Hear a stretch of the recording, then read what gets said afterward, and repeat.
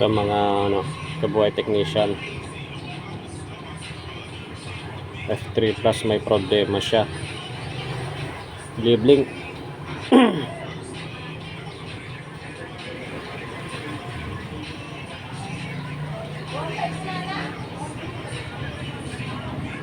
Blinker siya. May time na nagana naman siya pero mamaya biblink na. Ayan o. Yan. Biblink siya sa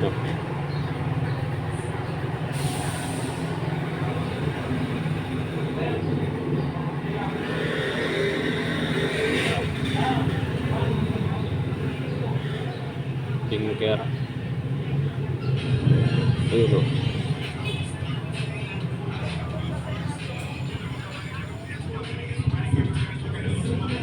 Umiinit na siya kasi sa likod eh. So ngayon, yung ginawa ko, pinaklas ko siya sa likod.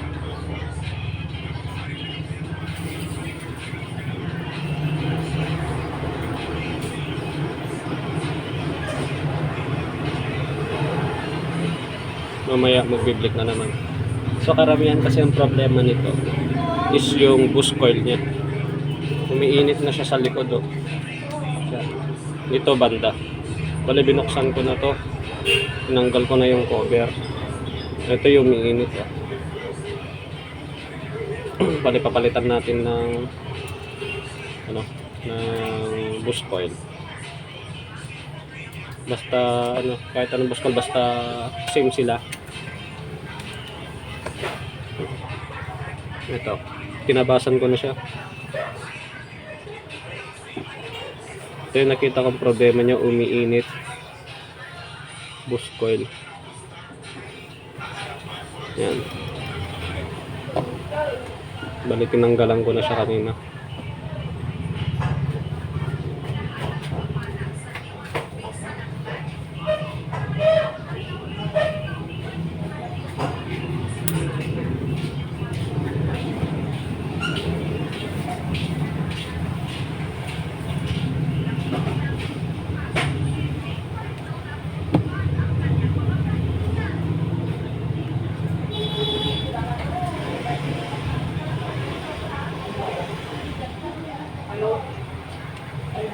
Halo, satu lagi.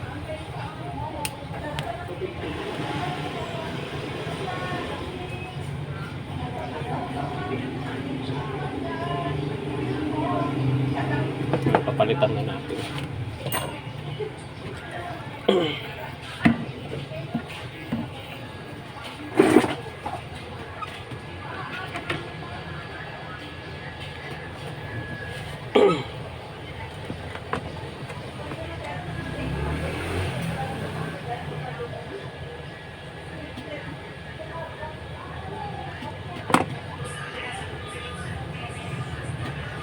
Bali, ito yung papalit natin. Ito yung nakita ko kanina sa ibang phone.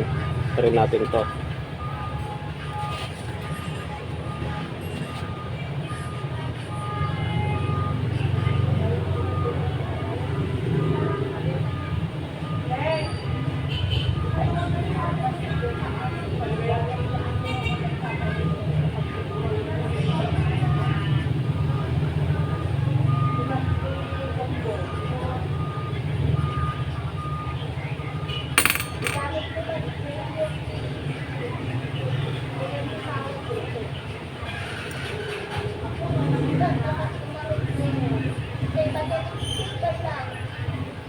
Ito yung boost coil niya. Palitan natin yung kinuha ko kanina.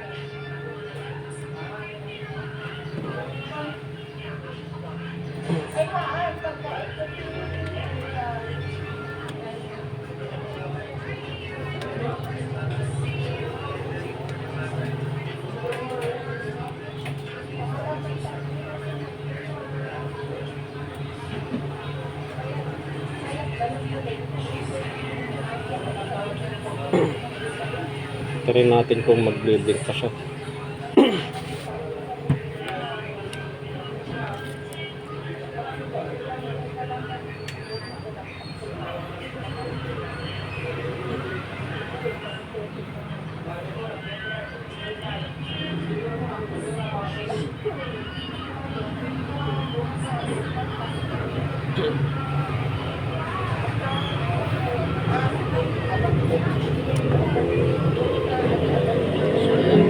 Hindi na siya nag-blink. Bali kanina kapag di pa napalitan kanina, pag on mo pa lang, mag-blink na kaagad. Mamatay na yung Oppo niya sa logo. Kaso di ko kinuha yung password ng cellphone. Palitik sa Di bali dito na lang.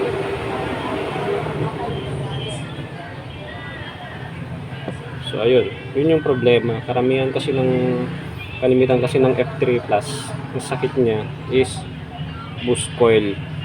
Ito papalitan lang. Tingin na lang kayo sa sa mga ibang phone, yung mga Android smartphone din. Okay na, hindi na siya namamatay. Bali dito ko kinuha. Board ata ng Oppo to, Vivo ata. So kinuha yung coil niya. Sa parehas lang sila ng coil. Swak na yan.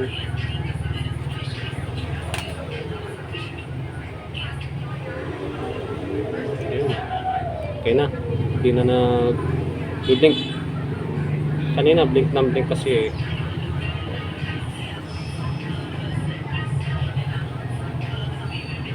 wala na rin siyang init sa likod. Kasi kanina umiinit. Okay na. Pero natin off. Tapos i-on ulit. Try natin kung kukurap pa yung off. Start.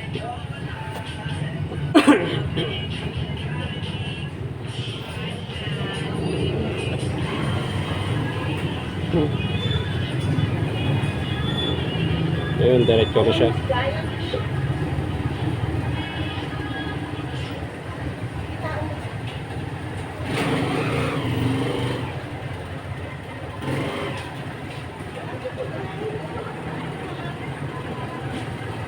Okay na.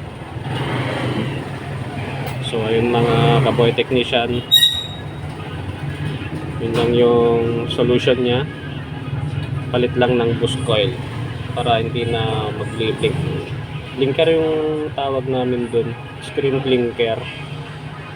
Blink siya. Okay na. So ganun lang mga kaboy technician.